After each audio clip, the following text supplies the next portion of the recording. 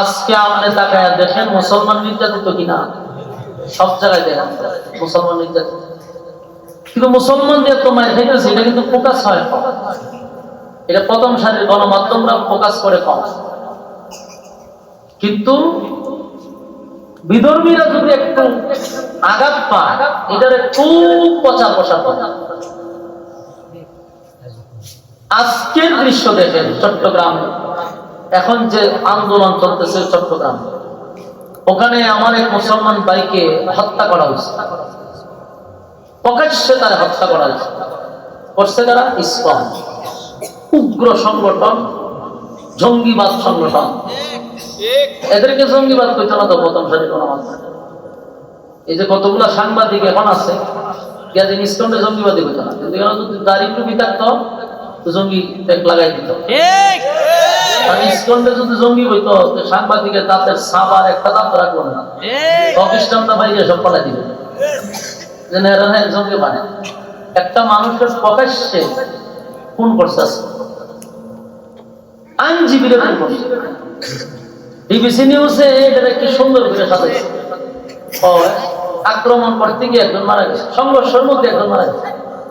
একজন মারা গেছে না, পরিকল্পিতভাবে হত্যা করছে, পরিকল্পিতভাবে হত্যা করছে।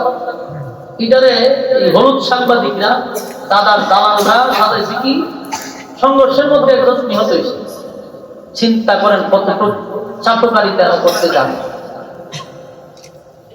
আমার একটু কথা শুনতেছেন না? খাসপি আছেন নাকি? মানুষ কম আর খাসের আওয়াজ শোনা যায় বেশি, কাছাকাছি এত খাস বুঝতে কেমন বলছে একসাথে সবাই শুরু করে, পিছনে তো আছে সামনে তো আছে। হ্যাঁ, আপনারা হুকুর হুকুর শুনুন না, ওয়াজ করুন না। আমি বলছি একটু বাড়াই করতেছে, এগুলো মনোযোগ নষ্ট হয়। আপনার সমস্যা হইতেই পারে, আপনার পিছনে কে বলবেন যাতে ডিস্টার্ব না হয়।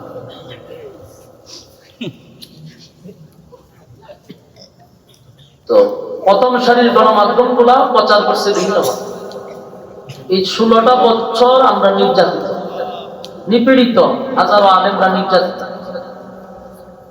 এখন যে ঘটনাগুলি ঘটাইতেছে এগুলা কি মনে করেন এমনি করতেছে না পরিকল্পিত? পরিকল্পিত। ওই যে লাও সেই ফতুল, আমরা এখনো মুক্ত হইতে পারছি না। নির্যাতিত নিপীড়িত মুসলমান, আল্লাহ পাক বলেন আমি নির্যাতিত মুসলমানদেরকে সান্ত্বনা দিচ্ছি। সূরা বুরুজ নাযিল করে, এই সূরা বুরুজ নাযিল করে নির্যাতিত মুসলমানদেরকে সান্ত্বনা দিচ্ছি। আপনাদেরকে আমরা সান্ত্বনা দিচ্ছি, বোঝাচ্ছি। এখন যা ঘটতেছে এটা একটা পরিকল্পিতভাবে ষড়যন্ত্র, এই ষড়যন্ত্রে পা দেওয়া যাবে না। কথা বুঝতেছেন? আবেগে ছুড়ে হুঁশ হারালে চলবে না, কারণ এটা একটা চক্রান্ত চলতেছে। এখানে পা দিবেন তো ভয়াবহ একটা পরিস্থিতি হবে। এই কি শুরু করছেন আপনারা? আপনারা এত সমস্যা হলে পিছনে যান, এখান থেকে সিলেতে দেন, এখান থেকে সিলেতে দেন, কি শুরু করছে? মহা সমস্যা করছি আপনারা। এক দুজনে গাড়ি অনেক ইচ্ছা করছে সবাই কি করে শুরু করেন, সামনে পিছন দিকে মনোযোগটা থাকেনি কথা।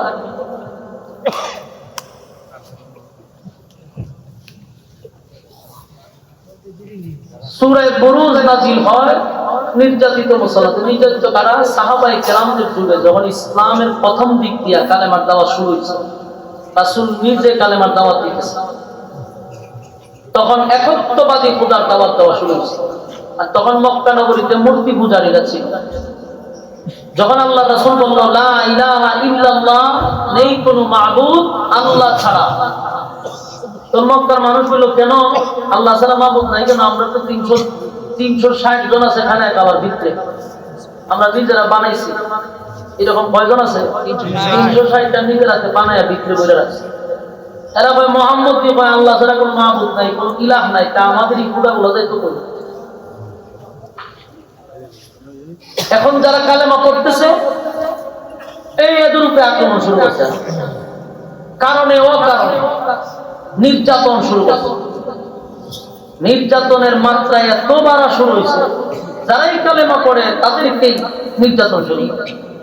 বর্বরের যুগ ছিল তো নির্যাতনটাও বর্বরের যুগের মতো। এত ভয়াবহ নির্যাতনের স্টিম রোলার চাপায়া দিচ্ছে। সাহাবায়ে কেরামরা লুকিয়ে লুকিয়ে নামাজ পড়তো, লুকিয়ে লুকিয়ে দিনের দাওয়াত দিত, এরপরও তাদেরকে ঘর থেকে ধইরাই নামাজ। সিস্টেম যেইভাবে 16 বছর গেছে ঠিক এইভাবেই নির্দোষ মানুষদেরকে হত্যা করছে, নির্দোষ মানুষদেরকে গলার মধ্যে রশি লাগাইয়া গরম বালু দিয়ে টানছে, জ্বলন্ত কয়লার মধ্যে শোয়া রাখছে, বুকে পাথর দিছে, জিব্বার মধ্যে পেরাক মারছে আল্লাহ বলার কারণে। আপনার এলাকাতে নাউজুবিল্লাহ আছে না? খাসি আছে না? খাসির লেগে সুবহানাল্লাহ নাউজুবিল্লাহ এটি কইতেই হতো, তাহলে হাসলে হইতো না। মাঝে মধ্যে সুবহানাল্লাহ নাউজুবিল্লাহ এটি কইয়া যারা লাগে। তো রাসূল সাল্লাল্লাহু আলাইহি সাল্লামের সাহাবীগণের উপরে যখন নির্যাতন শুরু হয়ে গেছে, তখন সাহাবীরা রাসূলকে দেখতে পেত, হুজুর আল্লাহর কাছে একটু কর না, আমরা যেন আল্লাহ সাহায্য করে। আর পারতেছি না, নির্যাতন এত বাড়াইছে, হুজুর আল্লাহর কাছে বলে আল্লাহ যেন আসমানি সাহায্য আমাদেরকে করে। তো রাসূল তাদেরকে সান্ত্বনা দেয় যে এই অবস্থা, এই হালতে যদি তোমরা শাহাদাত বরণ করো, আল্লাহর তৈরি জান্নাত তোমাদের জন্য ওয়াজিব। কিন্তু দিন যত যায় তত নির্যাতন বাড়তেছে। অন্যদিকে হযরত বেলাল যখন কালেমা দাওয়াত গ্রহণ করল, আল্লাহ বলার অপরাধে বেলালের গলায় রশি লাগানো হয়েছে। আল্লাহ বলার অপরাধে জিহ্বার মধ্যে পেরাক মারছে। দেখি সাধারণ কথা কম, জিহ্বা টান দিয়ে পেরাক মারছে। আল্লাহ কেন বলে? খুবাইব হযরত খাব্বাব রাদিয়াল্লাহু তাআলা উনার শরীরটার মধ্যে বড় বড় গর্ত ছিল। একজন সাহাবী জিজ্ঞেস করলেন, আপনার শরীরে এত বড় বড় গর্ত কেন? কয় জ্বলন্ত কয়লার মধ্যে আমার শোয়া রাখতো, উপরে পাথর দিয়ে রাখতো, তাই লড়াচড়া না করতে পারে। এরকম নির্যাতন শুরু হয়েছে। কোন সাহাবীদের এক পা এক ঘোড়ার সাথে বাঁধছে, আরেক পা আরেক ঘোড়ার সাথে বেঁধে দিচ্ছে, দুই ঘোড়া দুই দিকে ছেড়ে দিচ্ছে, দুই পা দুই দিকে সিরা হয়ে গেছে। এমন নির্যাতন। আবু জাহেল কত বড় জালেম ছিল চিন্তা করে। মা আর ছেলে সুমাইয়া রাদিয়াল্লাহু তাআলা আনহা, মহিলা সাহাবী, সর্বপ্রথম যিনি মহিলাদের মধ্যে শহীদ হয়েছিল। ওনার ছেলেকে নিয়ে উনি বাড়িতে যাচ্ছিল, রাস্তার মধ্যে মা এবং ছেলেরা আবু জাহেল আটকেছে। আটকায় কয়, শুনছি তোমরা নাকি মুহাম্মদের কালেমা গ্রহণ করছো। করছি তো ছেড়ে দাও, বাপ দাদার ধর্মের মধ্যে সুনকালি দিও না। আব্দুল্লাহর পুত্র মুহাম্মদ যে ধর্ম তোমাদেরকে দাওয়াত দিতেছে, এই ধর্ম আমরা মানি না, এটা আমাদের বাপ দাদার ধর্ম, আগে যেটা ছিল এটাই গ্রহণ করো। সুমাইয়া রাদিয়াল্লাহু তাআলা আনহা বলেন, ঈমান আনছি, জীবন দিব, ঈমান দিব না। দেন সুবহানাল্লাহ আসেনি? এই শিক্ষিত ঈমান কারে বলে? মহিলা মানুষ নিজের সন্তানকে বলে, দেখ আমি তোর মা ওয়াদা দিছি, আমার জীবন গেল ঈমান ছাড়বো না। এই জালেমের কথা শুনে ঈমান ছাড়া যাবে না। আবু জাহেল রাগ উঠে গেছে। মা এবং সন্তান দুজনের কাছে লোকে পাচ্ছে, বাইদা সন্তানটা বলে, তুই ঈমান ছাড়বি না, তোর মারে তোর সামনে উলঙ্গ করা হোক। নাউজুবিল্লাহ। তো ভালো আছে ছেড়ে দে। তো মা গান্তীয় সন্তানকে সান্ত্বনা দিতেছে, আমারে যদি হত্যা করে তোর সামনে কালেমা ছাড়বি না। সুবহানাল্লাহ। ঈমান করে। আবু জাহেল যেই কথা বলতে সেই কাজই করছে। হযরত সুমাইয়াকে উলঙ্গ করছে, সন্তানের সামনে উলঙ্গ করে বুকে পাড়া দিয়া বলছে, কালেমা ছাড়। সুমাইয়া বলছে, জীবন যাবে, কালেমা ছাড়বো না। সুবহানাল্লাহ। বারবার বলার পরেও যখন ছাড়ে নাই, তখন এই আবু জাহেলের হাতে বর্ষা ছিল, এই বর্ষা লজ্জা স্থানের মধ্যে মারছে, জাগাত শাহাদাত বরণ করছে সুমাইয়া রাদিয়াল্লাহু তাআলা। তো ঈমান দিছে না। আমরা ঈমান ঠিক বলি, আমরা ঈমান ঠিক না, 5 টাকার সার কাছে মারা তো দূরের কথা। ওই জন্য প্রতিদিন দিছি 5 বইরে বইরে ঢাকা হয়ে গেছে, 1000 টাকা হয়ে গেছে। আর 5 টাকার সার কাছে যেখানে ঈমান বিক্রি হয়ে গিয়ে হাজার লাগে ঈমান যাচ্ছে। নির্বাচনের সময় দেখছেন না, লাঙ্গলে গিয়া শাস্ত্রলে গিয়া ভুটকারে দিবি, সিদ্ধান্ত আছে অনেক কারে দিবি, তাই না? তো এর চা খাওয়া ফার্স্টে আর একটা সাগওয়ানের পরে ফুটকারে দিবি পাঁচশোরই কম লাগবে তো লাঙ্গল তো গেছে হত্যার পর আছে তা আয়া জিলে ফুটকারে দিবি কখনো সিদ্ধান্ত হয়েছে অথচ একটু আগে সিদ্ধান্ত দিছে একজন কখন কি কর সিদ্ধান্ত হয়েছে দানে হয়তো আর এক কাপ চা খাওয়া চা খাওয়ানোর পরে ফুটকারে দিবে ফুটকার হয়ে দেওয়া লাগে দানও গেল কতক্ষণ করে আইসে আপনার লাঙ্গল নি নৌকা আইসে নৌকা তো আইসে না নৌকা দিতেছে না মনে করুন বেশ দূরে আবার আইসে আইয়া জিগায় বুটটা খাড়া দিবি কয় অন্য সিদ্ধান্ত অথচ দুইজনের সিদ্ধান্ত হেঁটেছে ফার্স্টে আর চালাই নৌকা তো টেহা বেশি লুটপাট বেশি তো টেহাও বেশি নৌকায় ভয় আগে কফি খাওয়া যেই কফি খাওয়াইছে বুটকারে সব বনাস আগের দুইজন বা বুড়া হয়ে যাওয়া লাগবে বলুন তো কি বুট কয়টা কিসে কয়জন এরই মান আছে তিন মান দিবে যা ইলেকশনে দেখবেন শাসন গুলা পুরা জমজমাট থাকে সারাদিন কেন বোঝা দেয় সাহায্য আর ইমান বিক্রি করে আমাদের ইমান এত দুর্বল তো সুমাইয়া রাদিয়াল্লাহু তাআলা আনহা বলেন বর্ষার কাছে যখন ওনাকে হত্যা করার আগে বলছে ইমান দিব না শাহাদাত বরণ করছে ইমান দিছে সুবহানাল্লাহ সুবহানাল্লাহ এরকম যখন নির্যাতন শুরুই হলো এক পর্যায়ে সাহাবীরা বলতেছে হুজুর আল্লাহর কাছে বলেন তো সাহায্য করুন ওই আল্লাহ তখন এই সমস্ত নির্যাতিত মুসলমানদেরকে সান্ত্বনা দেওয়ার জন্য সূরা বুরুজ নাযিল করেন সুবহানাল্লাহ তো সূরা বুরুজ নাযিল করে কসম করছে 4টা জোরে কোন কয়টা 4টা এই সূরা শুরুতে কসম আছে 4টা বুরুজ নাযিল করে আল্লাহ কসম করছে 4টা কসম করে আল্লাহ যে কথাগুলি বলছে আমরা একটু মনোযোগ দিই আল্লাহ বলেন ওয়াস-সামাঈ যাতিল বুরুজ ওয়াল ইয়াউমিল মাওউদ ওয়া শাহিদিন ওয়া মাশহুদ আল্লাহ বলেন ওয়াস-সামাঈ যাতিল বুরুজ কসম নক্ষত্রের কসম ওই যে তারকা দেখি এই তারকার কসম করতাম ওয়াস-সামাঈ যাতিল বুরুজ কসম তারকার কসম নক্ষত্রের কসম করলাম ওয়াল ইয়াউমিল মাওউদ সেই দিনের কসম যেদিন আমি তোমাদের সামনে বিচারক হব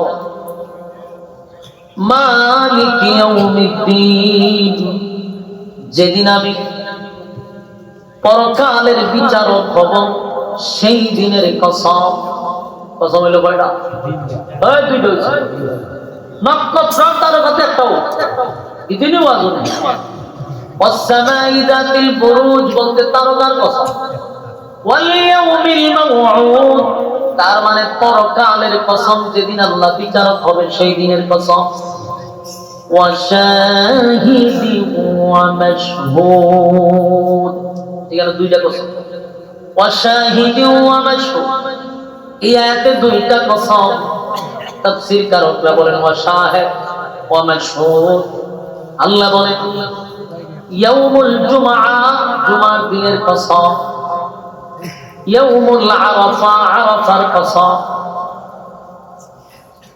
আল্লাহ বলেন যে দিনটা তোমাদের কাছে ঘুরে বারবার আসে সেই দিনের কসম করলাম ওয়া শাহিদিন ওয়া মাশহুদ আরাফার দিনটা বছরে ঘুরে আমাদের সামনে আসে জুমার দিন ঘুরে আমাদের সামনে আসে তাই আল্লাহ বলেন ওয়া শাহিদিন ওয়া মাশহুদ আল্লাহ রাব্বুল আলামিন বলেন ওয়া শাহিদিন ওয়া মাশহুদ দুইটা কসম শুরুতেই বলেন ওয়াস-সামাঈ যাতিল বুরুজ নক্ষত্রের কসম ওয়াল ইয়াউমিল মাওউদ পরকালের কসম ওয়া শাহিদিন ওয়া মাশহুদ জুমার দিনের কসম ইয়াউমুল আরাফার কসম তাহলে কসম হলো কয়টা চারটা এই চারটা কসম করে আল্লাহ বলেন কুতিলা আসহাবুল উখদুদ খুব মনোযোগ দিয়ে চার কসম করে আল্লাহ বলেন কুতিলা আসহাবুল কসম তো করলো চারটা, এরপরে যে কথাটা বলছে চারটা কসম করে যেই কথাটা বলে এটা রইল দাও, ঠিক নেই? কসম করছে যেই কথাটা বলার জন্য, চারটা কসম করে বলে কুতিলা সাহাবুল উখদুদ, গর্ত খননকারীর উপরে আমি আল্লাহর অভিশাপ, জালেমদের প্রতি আমি মালিকের অভিশাপ। কসম করছে কয়টা? চার কসম করে বলে জালেমদের প্রতি আমি আল্লাহর অভিশাপ। তার মানে আল্লাহ বলেন গর্ত খননকারীর উপরে আমি আল্লাহর অভিশাপ। এরপরে বলেন আন্নারি যাতিল ওয়াকুদ, যে গর্তে দাও দাও করে আগুন জ্বলছিল। প্রতিটা কথা কিন্তু আপনি ইয়াদ রাখবেন, আমি কিন্তু এখন খালি সরল তর্জমাগুলো করতেছি, বিস্তারিত ব্যাখ্যায় পরে আসবো। আমি এখান থেকে আমার মাথায় রাখতে হবে প্রতিটা কথা। একটা কথা বলছি, কুতিলা সাহাবুল উখদুদ, গর্ত খননকারীর উপরে আল্লাহর অভিশাপ। গর্ত একজনে খনন করছে, এই গর্তওয়ালার কথা কিন্তু আসবে। আমি আপনাকে আন্নারি যাতিল ওয়াকুদ, যে গর্তে দাও দাও করে আগুন জ্বলছিল, তার মানে আগুনও জ্বলছে, এই কথাটা ইয়াদ রাখবেন।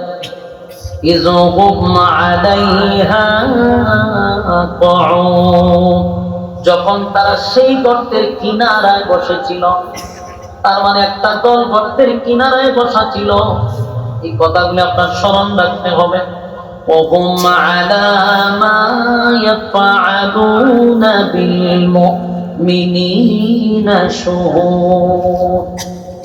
ঈমানদারের সাথে যা কিছু ঘটেছে তারা সব দেখেছে।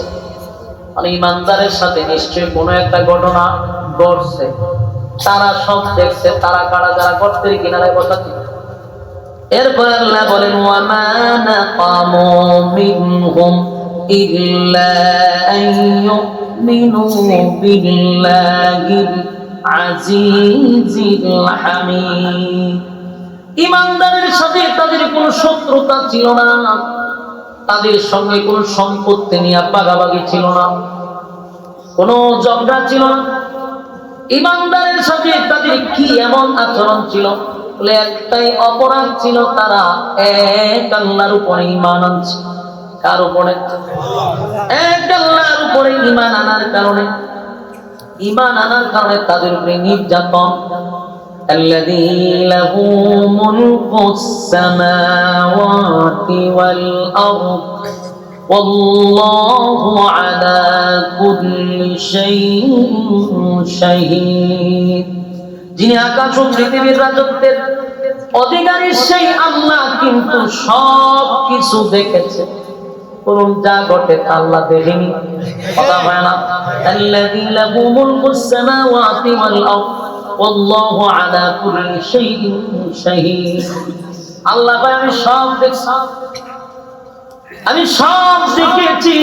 কি দেখছে? ঈমানদারের সাথে যা যা করছে সব আমার মালিক দেখছে। ইন্নাল্লাযীনা ফাতানুল মুমিনিনা ওয়াল মুমিনাতি সুম্মা লাম ইয়াতুবু ফালাহুম আযাবু জাহান্নাম ওয়া লাহুম আযাবুল হারীক। যারা মুমিন মুসলমান নারীদের উপরে জুলুম চালিয়েছিল, নিশ্চয়ই তাদের জন্য যারা জুলুম করেছে এবং তারা যারা তওবা করেছে, মানে সমস্ত জুলুম থেকে যারা ফিরে আসছে, তাদের জন্য আল্লাহ বলেন আমি আবার ক্ষমারও ঘোষণা রাখছি। কি রাখছে? এরপর আল্লাহ বলেন ইন্নাল্লাযীনা ফাতানুল মুমিনিনা ওয়াল মুমিনাতি সুম্মা লাম ইয়াতুবু ফালাহুম আযাবু জাহান্নাম ওয়া লাহুম আযাবুল হারীক। যারা মুমিন নারী এবং পুরুষের উপরে জুলুম করেছে, জুলুম চালিয়েছে, তওবা করেনি, নিশ্চয়ই তাদেরকে আমি জাহান্নামের আগুন দিয়ে জ্বালাবো এবং পোড়াবো। কথা কি বুঝতেছেন? যারা নির্মম নির্যাতন করছে মুমিনের উপরে, পরবর্তীতে তারা আল্লাহর কাছে ক্ষমাও চাইল না, আল্লাহ ভাইয়াদেরকে আমি জাহান্নামের আগুন দিয়ে জ্বালাবো এবং পোড়াবো। তাহলে আমরা এতক্ষণ যে কথাগুলি শুনলাম, সরল তর্জমা, শুরুতেই সূরার শুরুতে কসম করছে কয়টা? ইয়াদ রাখি, কসম করলো চারটা।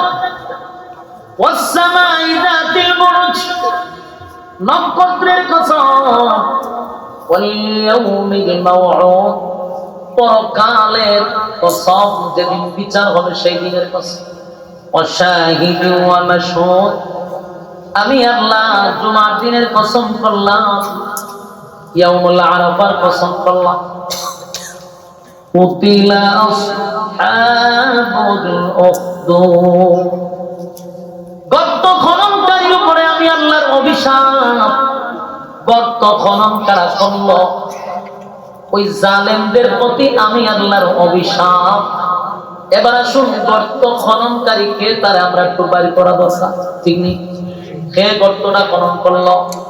আল্লাহ রাব্বুল আলামিন এই গর্ত খননকারীর কথাই বলেন, ওয়াস-সামাই যাতিল বুরুজ ওয়াল ইয়াউমিল মাউউদ ওয়া শাহিদিন ওয়া মাশহুদ কুতিলা আসহাবুল উখদুদ।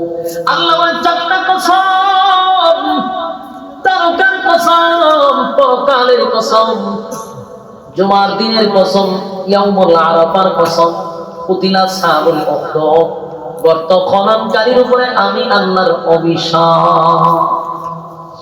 আল্লাহ রাব্বুল আলামিন এই অভিশাপ দিয়েছেন গর্ত খননকারীর উপরে। তার মানে গর্ত খননকারী যিনি, উনি হলেন জালেম।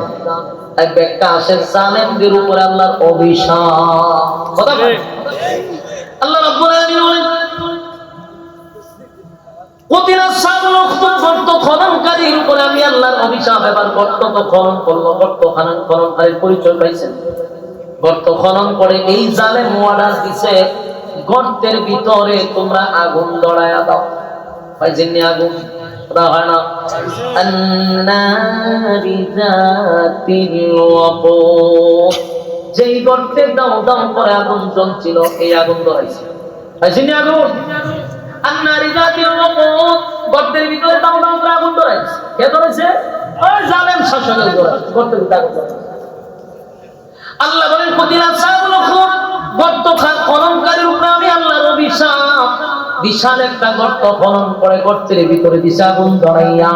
এজন্য আল্লাহ বলেন আন্নারি যাতিল ওয়াকুদ, গর্তের ভিতরে দাও দাও করে আগুন ধরাইয়া দিল। গোটা গর্তের ভিতরে আগুন, আগুন জ্বালায়া দিল রে। এবার আগুন ধরাইয়া, আগুন ধরানোর পরে সমস্ত দেশের জনগণকে কালেমা পড়ার অপরাধে ধরে ধরে আগুনের কিনারায় আইনা, তারপরে বলে বল তোর রবকে। আগুনের সামনে দাঁড়াইয়া ওই মানুষগুলো তখন ইমানের পরীক্ষা দিছে। সুবহানাল্লাহ। এই যুবক নিজেদেরকে ইমানদার দাবি করিব, আমি আর আপনি নিজের ইমানদার দাবি করি, ইমানদার দাবি করি, ইমানদার দাবি করি, কিন্তু লিখা রাখেন আমার কথা করি, একটা মানুষকেও আল্লাহ ইমানের পরীক্ষা না নিয়ে কবরে নিবে না। আপনি যদি বলেন আপনি ইমানদার, আপনি একজন মুমিন, নিজের মুসলমান দাবি করেন, তাহলে প্রস্তুত থাকেন ইমানের পরীক্ষা হবে। কথা বলেন আপনারা ওয়াজ শুনলে যত বিরক্ত হইতেছেন আমি জানি না, কিন্তু আপনার কাছে ওয়াজ করেন আমার বিরক্ত লাগছে। আমি মানুষের সঙ্গে বলছি না, গুরুস্থানে বলছি। আল্লাহ একটু হ্যাঁ হুম না এটা কইেন মাঝে মাঝে, আমি বুঝি যে না এই চিন্তা লই বইছে, বোঝা যায় যে মুখ দামে বইছে, আমি খবর দেওয়ার করতেছে, খবরের ভালো ভালো কথা কথা বলে। কথা কি বুঝতেছেন? মনোযোগ দিয়ে শুনেন, প্রতিটা কথা কোরআনের কথা, আমার মন গড়া কথা না। আল্লাহ বলেন এই জালেম কত বড় জালেম, আগুনের সামনে দাঁড়াইয়া মানুষকে জিজ্ঞাসা করে তোর রবকে। তার মানে প্রতিটা জনগণ আগুনের সামনে দাঁড়াইয়া ইমানের পরীক্ষা দিছে। আমি আর তুমি যখন নিজে ইমানদার দাবি করব, শুধু হাতে তাসবিহ লইলে কিন্তু ইমানদার না, পাঁচ ওয়াক্ত নামাজ পড়লে ইমানদার না, তুমি টুপি মাথার দিলে, পাগড়ি পরলা, দাড়ি রাখলা, জুব্বা পিনলে ইমানদার না, প্রতিটা ইমানের পরীক্ষা হবে। ইমানের পরীক্ষায় যদি উত্তীর্ণ হতে পারো, রব্বে কারীম বলেন পরীক্ষা ছাড়া, বিনা পরীক্ষায় কোনো একটা মানুষকে জান্নাতে ঢোকাবো না। যারা পরীক্ষায় পাস করবে তাদের জন্য আমি জান্নাত রাখছি। যেন আল্লাহ বলেন ইন্নাল্লাযীনা আমানু ওয়া আমিলুস সালিহাত وعملوا الصالحات كانت لهم جنات الفردوس نزلا। রব্বে কারীম বলেন যারা ঈমান এনেছে এবং যারা নেক আমল করছে, সৎ কাজ করছে, তাদেরকে আমি জান্নাতুল ফিরদাউসের মেহমান বানাবো। সুবহানাল্লাহ। আমাদেরকে মেহমান বানাবেন, জান্নাতের মেহমান, কিন্তু শর্ত হলো ঈমান। কথা হয় না? এই শর্ত কি? ঈমান আনতে হবে, ঈমান আনতে হবে, ঈমান আনতে হবে। আল্লাহর উপরে ঈমান আনতে হবে, এক মালিকের উপরে ঈমান আনতে হবে। আমাদের ঈমান হলো আল্লাহ ছাড়া কোনো মাবুদ নাই। কথা হয় না? আল্লাহ ছাড়া কোনো মাবুদ নাই, কোনো ইলাহ নাই। আল্লাহ ছাড়া কারো কাছে মাথা নত করা যাবে না, আল্লাহ ছাড়া কারো কাছে চাওয়া যাবে না, কাউরে আল্লাহর মর্যাদা কাউরে দেওয়া যাবে না। কথা হয় না? কারণ আপনি আল্লাহকে আল্লাহ মানেন, কিন্তু সন্তান চান বাবার কাছে, সন্তান চান পীরের কাছে। বলুন এটা কি ঈমান থাকবে? এই জন্য আমরা একজনকে মানি, তিনি কে? আল্লাহ বলেন আমি এক অদ্বিতীয়, কুল হুয়াল্লাহু আহাদ, আমি আল্লাহ এক অদ্বিতীয়, আমার কোনো শরীক নেই, আমার কোনো ইলাহ নাই, আমি আল্লাহ এক অদ্বিতীয়। এটার উপরে ঈমান আনতে হবে।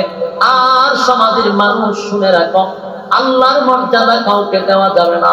যেমন আমরা অনেক সময় শিরিক করি, পীররে কিছু মনে করি যে উনি কিছু বলে হয়ে যাবে, হয়ে যাবে এই কাজটা কার? আল্লাহ। এটা তো আল্লাহ, পীরের দ্বারা কোনোভাবেই সম্ভব না। এই কিছু মনে করা তাই হলো শিরিক। আর এই কপালটা আল্লাহ দিছে, এটা একমাত্র সেজদা দেওয়ার জায়গা হলো কোন জায়গা? আল্লাহর কুদরতি পায়ে সেজদা দিব। আল্লাহ ছাড়া কারো কাছে আমরা মাথা নত করব না। যদি মাথা নত করি তাহলে শিরক। আর যারা শিরক করে এরা কোনদিন জান্নাতের গ্রাম পাবে না। কথা বলে কোন শিরক করলে জান্নাতের গ্রাম পাওয়া যাবে?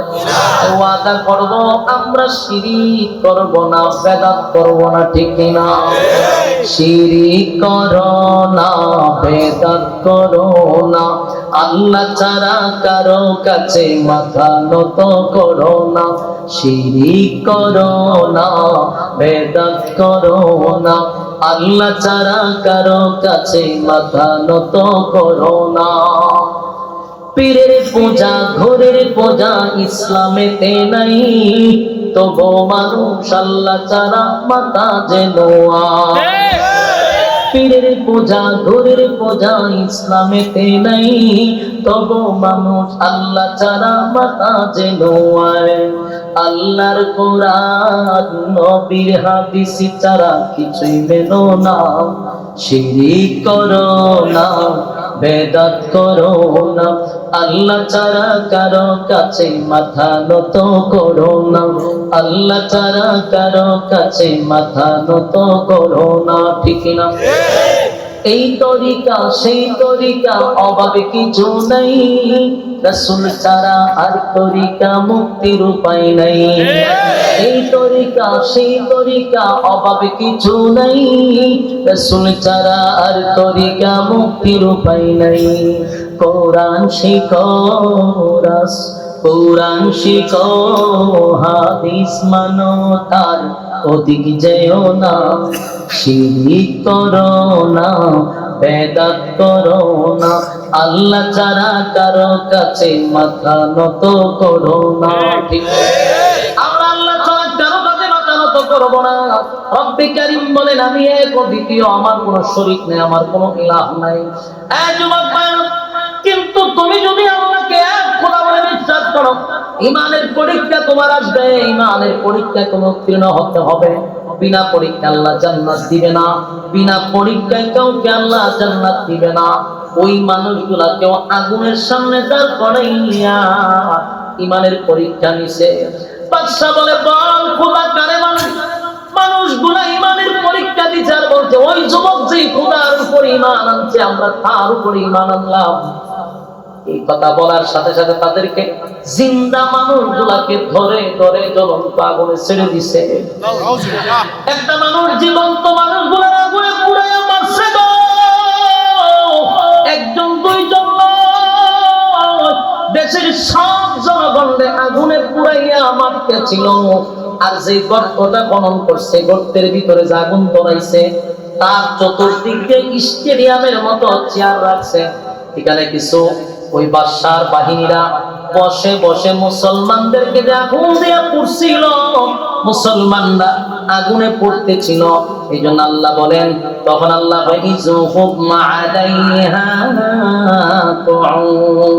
যখন তারা সেই গর্তের কিনারায় বসেছিল, ওই বেঈমানরা গর্তের কিনারায় বসা অবস্থায় ছিল। কারা বসা অবস্থায় ছিল?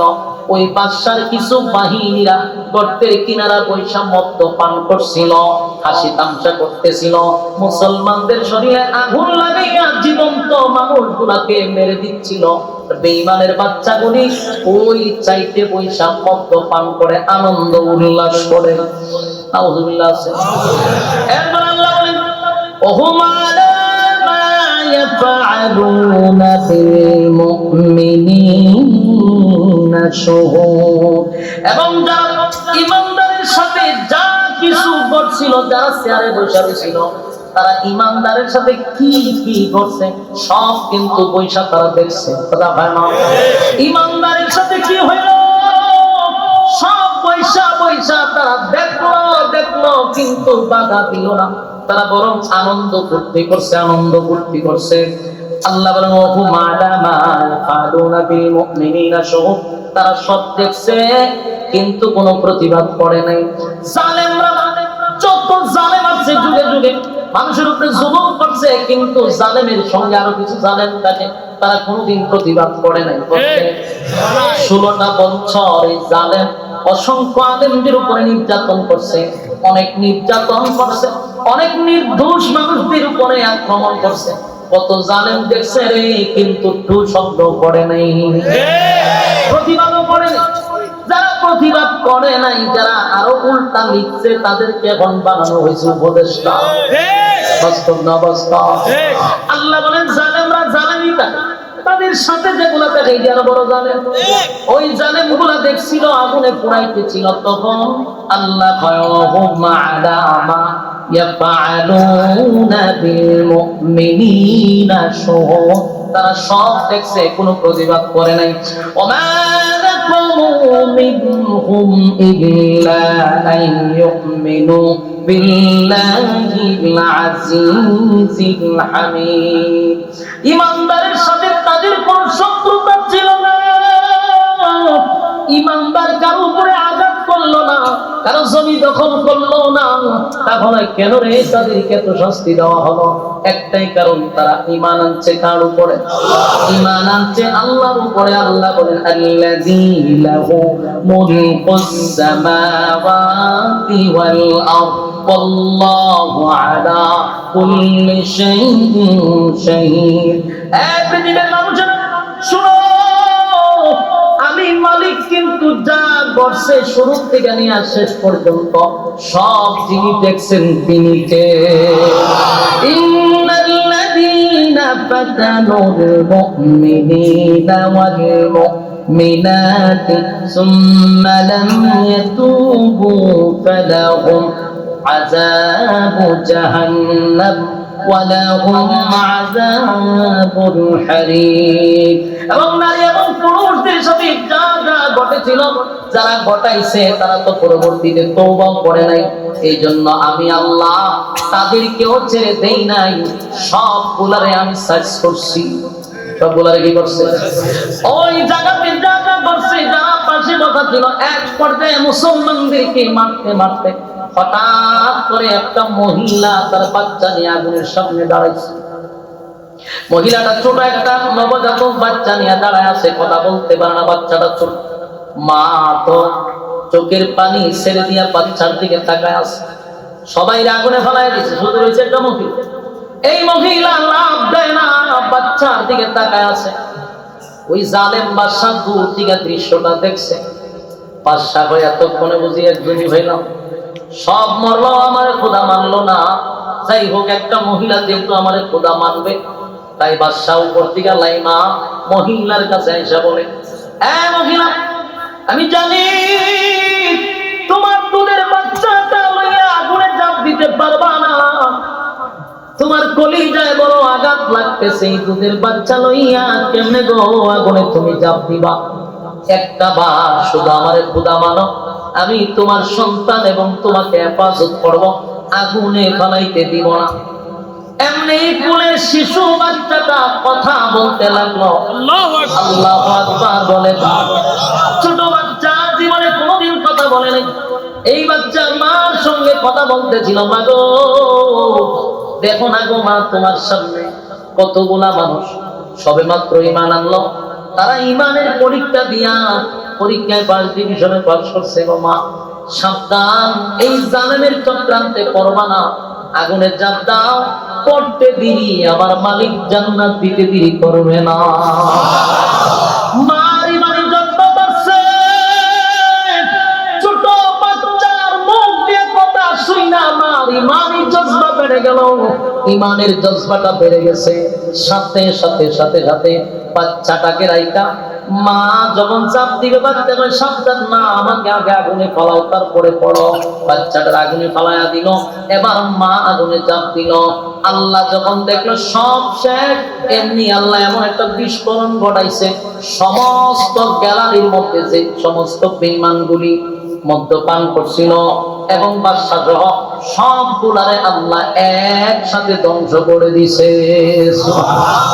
আমার যুবক ভাইরা, এই যে ঘটনাটা আপনাদেরকে বললাম, এই সমস্ত ঘটনা সূরা বুরুজের ভিতর আল্লাহ ঢোকায়া দিছে। এই ঘটনাটাই আল্লাহ 1400 বছর আগে পয়গম্বরের সাহাবীদের সামনে এই আয়াতগুলি নাযিল করছে। সুবহানাল্লাহ। ওই যে রাসূলের সাহাবীরা বলতো, হুজুর আল্লাহকে বলেন আল্লাহ যেন সাহায্য পাঠায়, মুসলমানদের উপরে নির্যাতিত, মুসলমানরা লাঞ্ছিত। আল্লাহ তখন সূরা বুরুজ নাযিল করে নির্যাতিত মুসলমানদেরকে সান্ত্বনা দিয়া বলে, শোনো তোমাদের উপরে যে নির্যাতন শুরু হয়েছে, তোমরা যেই পরিমাণ নির্যাতিত, ঠিক একই নির্যাতিত তোমাদের পূর্বপুরুষরা করে গেছে। তাই যুগে যুগে ঈমানের পরীক্ষা হবে, ঈমানের পরীক্ষায় তোমাদের উত্তীর্ণ হতে হবে। এই হালতে যদি তোমরা শাহাদাত বরণ করো, আমার আল্লাহ বলেন এই মুহূর্তে যারা শাহাদাত বরণ করবা, আমি তোমাদেরকে জান্নাতের মেহমান বানায়া দিব। আমার ভাইরা, সূরা বুরুজ কেন নাযিল করলো আমি আবার আপনাদের কাছে বুঝাইতে চাই। নির্যাতিত মুসলমানদেরকে সান্ত্বনা দেওয়ার জন্য সূরা বুরুজ নাযিল করছে। সান্ত্বনাটা কি? সাহাবীরা তখন কাঁদতেছিল, হুজুর আমাদের উপরে নির্যাতন, আমাদেরকে মারতেছে, আগুনে পোড়াইতেছে, বুকের উপরে পাথর রাখতেছে, জিহ্বায় পেরাক মারতেছে। আল্লাহ সূরা বুরুজ নাযিল করে কয়, চারটা কসম, জালেমদের প্রতি আমি আল্লাহর অভিশাপ, তোমাদের উপরে যারা জুলুম করতেছে তাদের উপর আমি আল্লাহর অভিশাপ। তবে শোনো, যুগে যুগে সবাই ঈমানি পরীক্ষা দিছে, তোমাদের উপর ঈমানি পরীক্ষা শুরু হয়ে গেছে, তোমরা প্রস্তুত থাকো। তোমাদের শাহাদাত বরণ হলে আমি আল্লাহ জান্নাতুল ফিরদাউসের মেহমান বানায়া দিব। সুবহানাল্লাহ। আপনারা প্রস্তুত নেই? কথা হয় ঈমানের পরীক্ষা আসবে 100%। যদি নিজেকে মুমিন দাবি করেন, নিজের ঈমানদার দাবি করেন, আল্লাহর কসম পরীক্ষা আমাদের উপর আসবে। আমার মনে হয় গাজওয়ে হিন্দ বেশি দূরে নয়। মুসলমানদের ঈমানের পরীক্ষা দেওয়ার জন্য আল্লাহ খুব শীঘ্রই গাজওয়ে হিন্দ আমাদের সামনে এনে দিবে। কারণ যেই পরিমাণ ইসলামরা মুসলমানদের উপরে আক্রমণ করার চেষ্টা চালাচ্ছে, মুসলমানরা কত ধৈর্য ধরবে? একটা সময় যদি মুসলমান লড়া দেয়, অস্তিত্ব থাকবো? কথা হয় না। আর এটা দিয়ে শুরু হবে গাজওয়ে হিন্দের যুদ্ধ। এই জন্য ঈমানের জন্য প্রস্তুত থাকেন, ইসলামের জন্য প্রস্তুত থাকেন, ঈমানের পরীক্ষা নেওয়ার জন্য প্রস্তুত থাকেন, না হয় অস্তিত্ব থাকবে।